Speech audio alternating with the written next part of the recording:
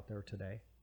Right. And you know, even when you were an apprentice, okay, the safety stuff was there, but it wasn't there like it is today. Absolutely. Yeah, it was not. You know, they would fire you if you took too much time to set something up that was really super safe. Yeah.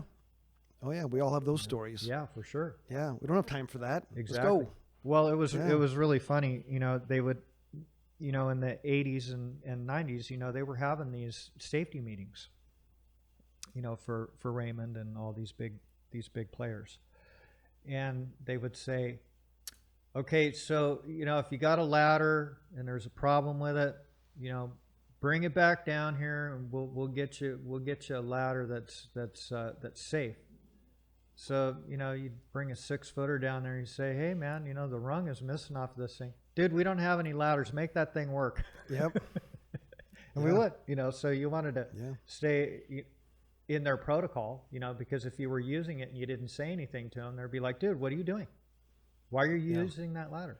But if they ran out of them, then, you know, that was another story. So it's You know, the industry is always changing. Yep.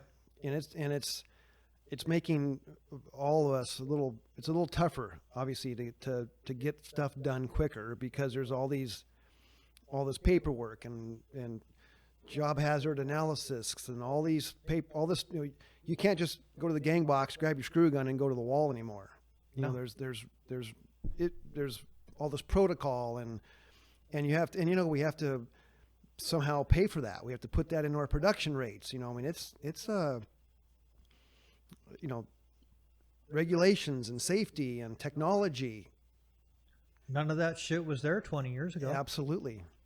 I was telling someone the other day, we were talking about all the, you know, the plan grid programs and all this computer programs and all this technology we have and all this great stuff. And, you know, when I first started running work, I think I had a pager and a calculator. Yeah. That was the extent of my technology. Mm-hmm. And we built a lot of great buildings and made a lot of good money doing it. Mm-hmm. And we had 0 lost time accidents. Exactly. Yeah. And now look at, we have all this technology and people complain it's not even enough. Right. It's different. Right. And do you think that they're getting built faster? No. You know, when you start adding up all this pre-construction stuff that happens and all the pre-planning on these jobs and being in compliance with the paperwork and the safety issues and all this stuff that you have to put in place before you even put boots on the ground out on the job, that's a lot of money. Yeah, it is. You know? Yeah. It's mind-boggling, you know? Yeah. And we didn't have it back in the day. And the shit got built and it turned out good. Yeah. You know, and again, you know, very few projects. I was never on a huge job where there was a fatality. You know, there was cuts and bruises and shit like that. That's everyday stuff. Sure. Construction, but there was nothing major. Like nobody lost a finger or a hand or fell off a building or anything like. Not to say that doesn't happen. Sure. But on, you know, construction is kind of a common sense industry. Wouldn't you agree with that? Yeah, I would. You know, you have to have some common sense. You know, if there's a hole there, man, don't walk over it, man. You know, Right. you're gonna fall through it. You know. Yeah. So there's it's got to be very difficult for a guy like you that's been in the industry for a long time to see these changes and really have a great attitude. You have an awesome attitude of conforming to it. The other thing is if you don't, you're out, right? That's basically what ends up happening. Yeah, correct. If you're a crusty old fucker and you're going, no, that's not for me. I'm not doing that shit. I do it this way. We never did that. You're out. Well, you have to. You know. You know, and you know, we're such in a litigious society, and everybody wants to, you know, sue somebody. So if you have someone that's refusing to do something, it's like, you know what, buddy, thanks for coming, because I can't employ you. Sure. Yeah. Sure. Yeah. But you know, to your point a second ago, I mean, I really do.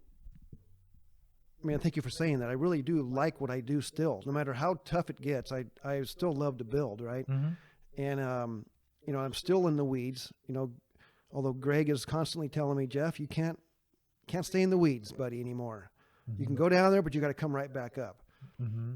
And, but I still like getting involved in, some of the stuff you're working on, or I'm still playing with the nuts and bolts as much as I can. Sure. And I got to pull out of that to work with the corporate nuts and bolts sometimes, and it's, Mm-hmm. and, at first coming into this position I'm in, it's like, that's corporate stuff. Not a big fan. Well, it's a different world. Oh, it certainly is. Yeah. It certainly is. Yeah. So, I enjoy the hands-on. I enjoy the job site still. I enjoy being out there with the guys. And of course, we have foremen, general foremen, and project superintendents that also need, some coaching, some training, some mentoring as well. So, I work on that, and I think that's ever changing, and I can always improve on that, I'm sure, as well. So, Sure. yeah. What's a trip is a lot of the younger guys that are running jobs, say they're 25 years old and they're running work, and they were hustlers. I mean, you could see it when they were Cubs that they were going to move up the ladder. They have the same outlook and attitude as an old school guy that's been in it for 35 years. It's kind of a trip how that cloth is the same. They're born for that. Sure. Let's get this on and get it done, and I'm going to figure these problems out ahead of time for you, and I'm going to have you produce. And again, like Greg was saying too, you develop your workers and your foremen and your leaders. Yes. And it's a process. Yeah. And it's really, I get inspired by going out to some of these job sites and seeing these young guys that are running these jobs, and they just have this go get it attitude. It's freaking awesome. It's very inspiring. It really is. Do you make it out to jobs quite often these days, or not as much as I used to? I'm in here, we're bidding a lot of like weird stuff, that needs the technical end of it to figure it out and answering questions and so forth. And now these jobs, it's almost like you're given blood and urine samples to go out there on the project. I used to, back in the day, you could just drive up to a job, pull up, find a guy with a pair of snips. Okay, he's with that company. Right. And, look for Jeff. Hey, where's Jeff? Right. Oh, he's up on the 3rd floor. Boom, walk up there. Hey, Jeff, what's up? So now it's even that's changed, right. to where you're some of these jobs have guards at them. You can't even get in the gate. Right. So that's you can't just show up. You got to make an appointment to do that stuff. So got the badges, the orientation, the sometimes pre-employment drug testing. Yeah. You have all these certain gates to walk in, and well, I had to go. You guys did the Star Wars and Galaxy's Edge. Yep. Yeah, they had some questions for me. They wanted me to come out into the field, and I had to go through all this stuff to probably spend 20 minutes out there. You probably had to sign an NDA, probably. Oh yeah, NDA. Yeah. I had to take a drug test. I had to go through all their safety program and all that stuff. I'm like, guys, no, Rob, this is what it is, man. So it's like, okay. And the other thing is too is, I'm sure you worked on jobs before you were foreman, and sure. It seems like the parking is even more difficult now than it was back in the day. Did you have to get on buses to come in and do all that stuff? Where you're parking 5 miles away and they're bringing you in and go through all that stuff. We used to just pull up on the job, or they'd have the parking structure done and everybody parked in there. But now it's logistics. Everything is getting a little tighter. Certainly. And that's all part of your day too. So how do you figure that? When the guy is riding on the bus for a half an hour of his time, is that part of your day, or is that a gimme? So, we have to comply to the union regulations, of course.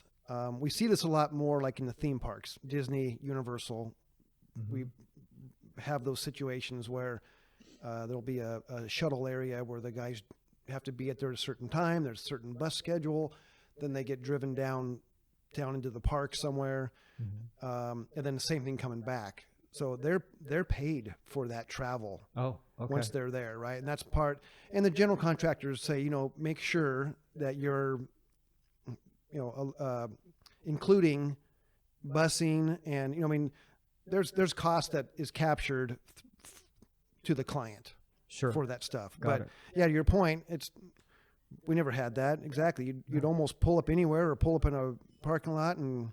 Yeah. Well, I think there was a lot more room back then also, Rob. Yeah. Well, that's lot what more I'm saying. buildings The logistics, you know, there wasn't as much stuff built, you know, Right. so it's, it makes it, you know, but all of that stuff when you're bidding these jobs has to get factored into the cost. Yeah. You know, that's not free money, you know, so are they 8 hours of production, or does that get cut down so that it's the total 8-hour day? You know, are they really only getting like 6.5? So it depends on the contract, Mm-hmm. and the way the way we have our contract with the general contractor. Got it. So like over at on some of the theme parks we've worked on, it was known that it's a 7-hour day, and that 30 minutes they're allowing 30 minutes in the morning and 30 minutes in the afternoon, right? And so they get 8 hours on their check, of course. Sure. And then we just budget it to a certain code, what have you. But I mean, on a good day, yeah, you're probably only getting about 5 3/4 to 6.5 hours of work from a guy. Anyway, Yeah. Seems like these days on Yeah. a good day, between breaks and bathroom and Sure. disruptions and waiting and Yeah. you know, all those things that waste your day. Yep. Which is, you know, a lot of how we're trying to eliminate that waste through our culture with Khs&S. Yeah. You know, get that guy on the wall for as long as he's supposed to be there working. Yep. Let's maximize that value. Exactly. And Yeah. that comes from the management Oh yeah, of watching that. absolutely. Yeah. Because it's getting, you know, when it was regular, it was 7 hours. You know, you're getting paid for 8, but you're only really getting 7 hours of production, and now that's even getting cut down more. You know, and especially on with the safety issues that you guys have to deal with, that's slowing your production down. That's not increasing production. Did you ever do a stretch and flex in the 80s or 90s? Never. Yeah. That's protocol now, right? Oh yeah. That's like a daily deal. Oh, it's absolutely automatic. Shit, I'd be tired by the time Yeah. I got done with that. You know. Oh yeah. You know. I mean, if you start at 7 o'clock, if your day, you know, a lot of guys will try and get their stuff done prior to the start of the actual day, but you're not adding value probably till 7:20, 7:30 maybe. Sure. You know, you roll your stuff out and you're like, well, I need to use a restroom real quick. So you run. By the time you're putting a screw in the wall, it's 7:30 in the morning. You just lost 30 minutes. Yep. And they'll keep doing that. Right. So it's up to, you're right, to your point, it's the management, it's up to the management to get them on the wall at 7:10. Exactly. And there's just, there's methods and ways to do that. Yeah, absolutely. Absolutely. And it's, I mean, the money is just incredible for the hourly wage. You know, it's, I don't, It's about depending upon what company you're working with, it's about $1.15 a minute now for a fully burdened union carpenter journeyman. About $1.15. Every contract's a little bit different. Every job site, every company might have a different overhead package. But, you know, the guy goes to the bathroom, he's gone for a few minutes, $20. Who knows? You know. Yeah. That's some expensive shit. Yeah. Exactly. Yeah. You know? And you got to start thinking about that type of stuff. Yeah. And those numbers are huge. Yeah. They are huge because, you know, we've always made good money in the field. You know, Yes.